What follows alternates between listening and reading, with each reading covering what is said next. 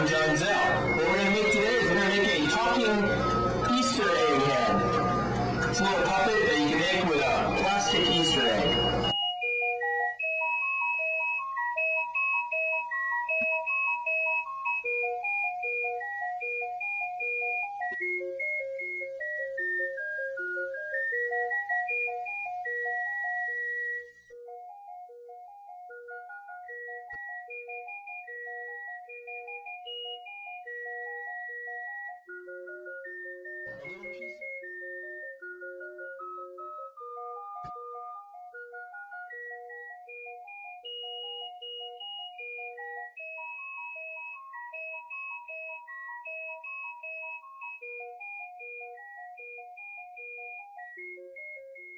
The first thing I'm going to do is I'm going to take my Easter egg and I'm going to drill a hole on the smaller portion of the Easter egg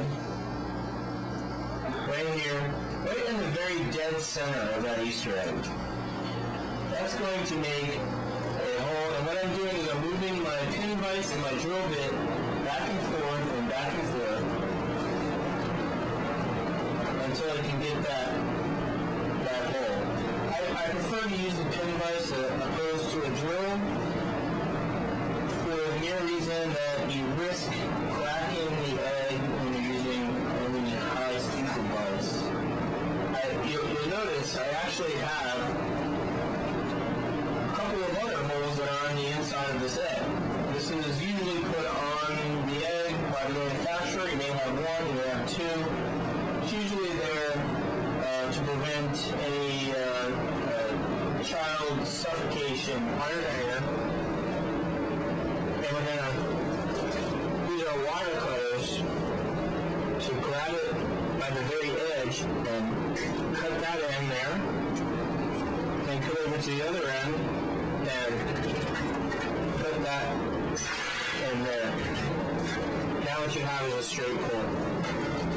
A straight piece of wire, and insert it into the center hole that we made, just to make sure that it fits.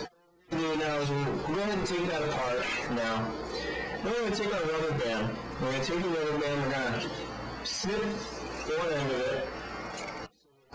Now we have a long strip of rubber band, like so. What we want to do with that rubber band is we want to take it and we want to feed it through one of the holes on the top portion of the egg.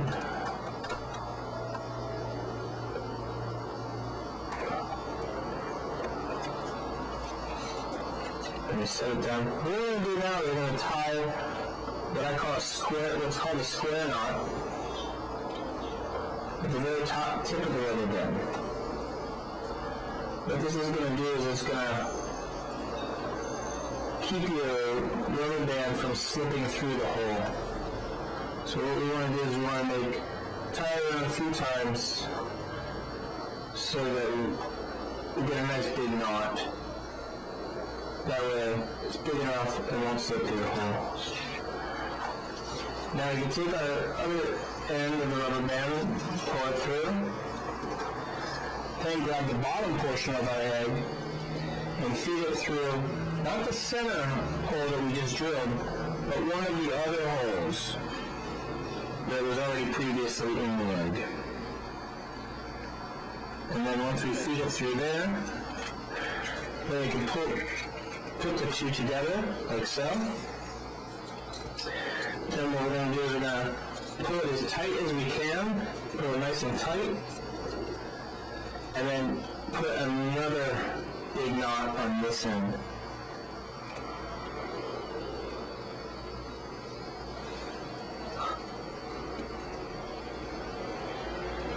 What you want to do is make a big enough knot so it doesn't pull through the other side.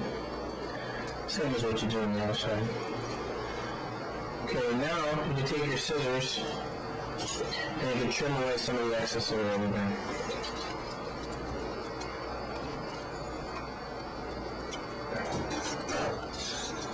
So now we have an egg that we can kind of pull apart and it springs back to itself. So now the next step what we want to do is we want to take our fishing line And we want to cut off a piece that's about as long as the pole, maybe a little bit longer. Just a little bit, not too much.